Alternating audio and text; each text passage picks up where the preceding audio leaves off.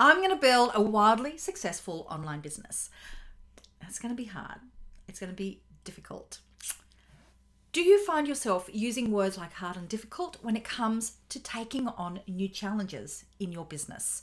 Well, today I have a one-word hack for you to reprogram your subconscious for success in this situation.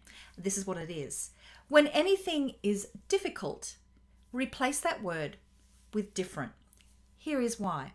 When you say that a goal is going to be hard or difficult, you are already assuming struggle and that there is a very real possibility of failure.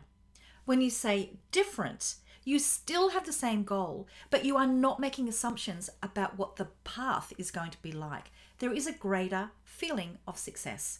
So that's my challenge to you this week. That one word hack is let's just make things so much more different.